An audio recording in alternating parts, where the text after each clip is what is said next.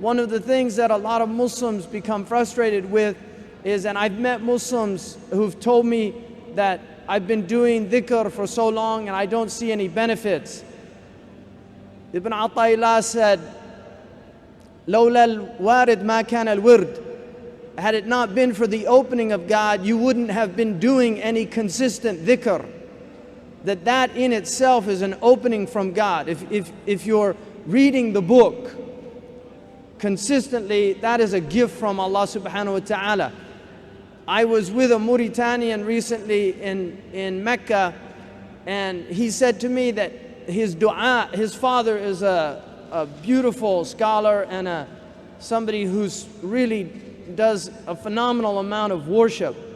And he said to me that one of the prayers that he supplicates to Allah subhanahu wa ta'ala is that God give him the delight of his heart in the prayer, because he sees his father praying constantly, and his father can't live without the extra prayers, not just the 5 daily prayers, but the actual extra prayers. He could not live without praying tahajjud. That for him, it's like breathing, it's like eating, it's part of his life. And that's what he asked me. He's told me that that was his prayer to Allah, to give him the same delight in prayer that he sees his father achieving in prayer. But his father did not get that overnight. It comes with mujahada, because the beginning of the struggle is that one works, but it becomes easier and easier. Allah subhanahu wa ta'ala will make it easier and easier for you to derive benefit. And this is why if your prayer, after 20 years of praying, if you're praying at the same level that you were praying prior to that, something's wrong. Imam al-Junayd, who's called Imam al-Ta'ifatain, the Imam of the two groups, because he was an Imam, a leader in his spiritual understanding, but he was also a leader in the Thawri madhab. He was a leader in fiqh and in others, so he was called the Imam of the two groups. The people who were mastering the inward sciences and the people that were mastering the outward sciences. Imam al-Junayd is an Imam by consensus. Imam al-Junayd radiyallahu anhu said, المؤمن يتقلب في 40 حالا في يوم واحد. The mu'min's state will change 40 times in a day. والكافر يبقى على حال واحدة ل40 سنة. And the disbeliever will stay in the same state for 40 years. Now, one of the things you notice about children, if you have children or have been around children, they're constantly changing. A child will be happy one moment and crying the next moment. The reason for that state is because the child is always in the moment.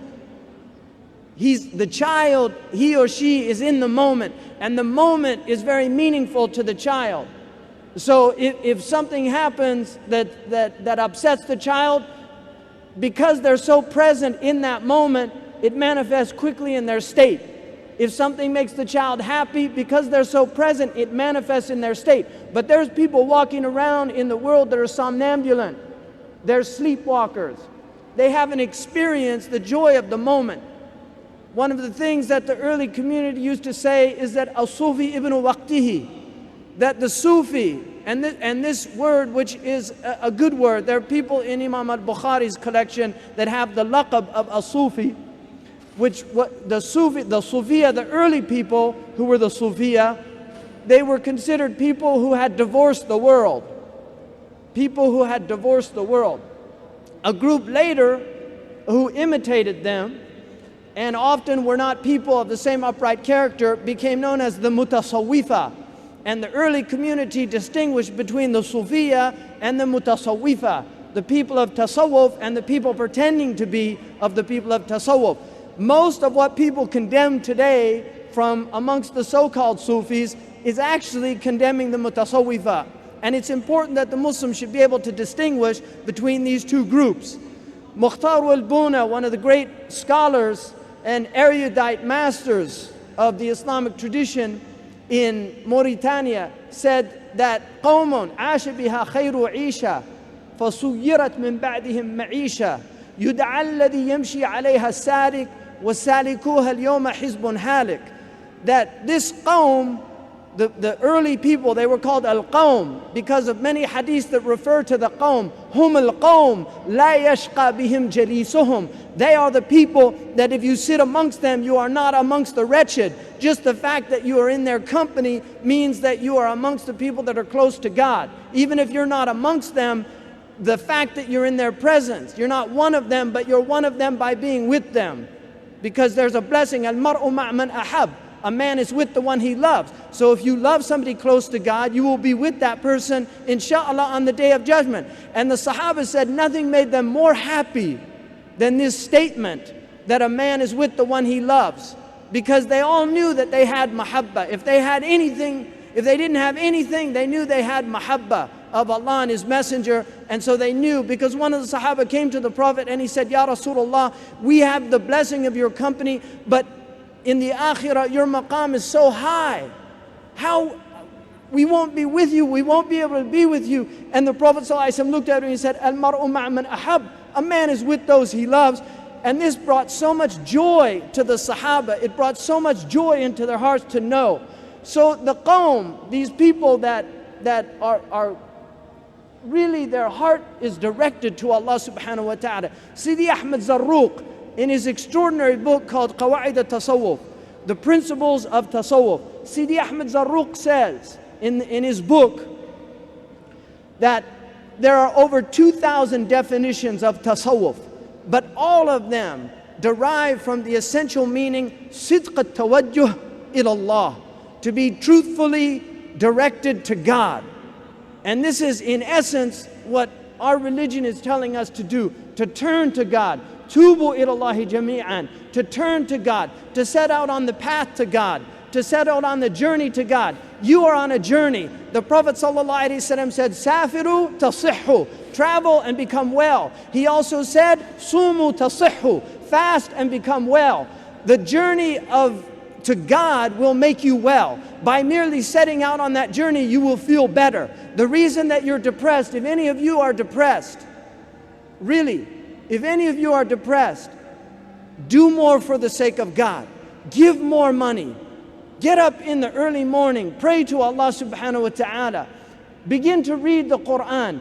You will see your thoughts will change. The way you experience the world becomes differently. Wallahi, I can attest to this, and I know many Muslims. My wife, who's been with me over 20 years now, will attest to the changes that she's seen in my life, from the way I was 20 years ago to the way I am now, to the way that I react to things. I'm a choleric by nature. There's 4 temperaments in Islam. By me just telling you this is dangerous, because you'll know too much about me.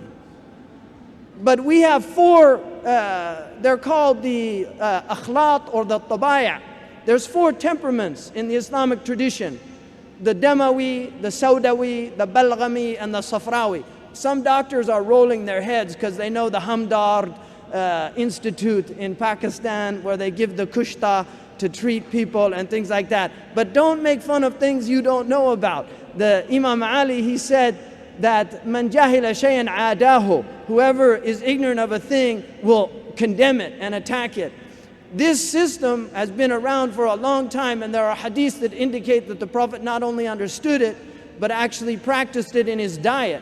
And this is something that is said in the Imam al-Bajuri's commentary on the Shama'id of Imam al-Tirmidhi, when the Prophet ﷺ used to eat dates and cucumber together and said, هَذَا يُبَرِّدُ حَرَّ هَذَا. This cools off the heat of this, because dates are hot and dry and cucumbers are cold and wet, and they create a perfect balance. The egg is a perfect food because the yolk is hot and dry and the white is cold and wet. This is a science. There are books written on this by great Muslim scholars that go into great detail. The Chinese still practice this in their tradition.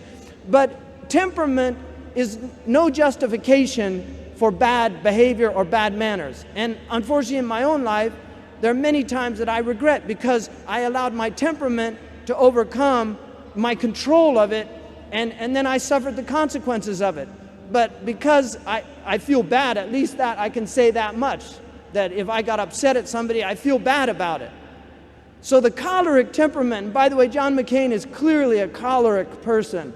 The choleric temperament is a very dangerous temperament to be in leadership positions because they are very quick to get upset. They do things irrationally when they get upset. Really, Imam Zayd, I'm going to tell you now a little secret about Imam Zayd. Imam Zayd is sanguine, Demawi.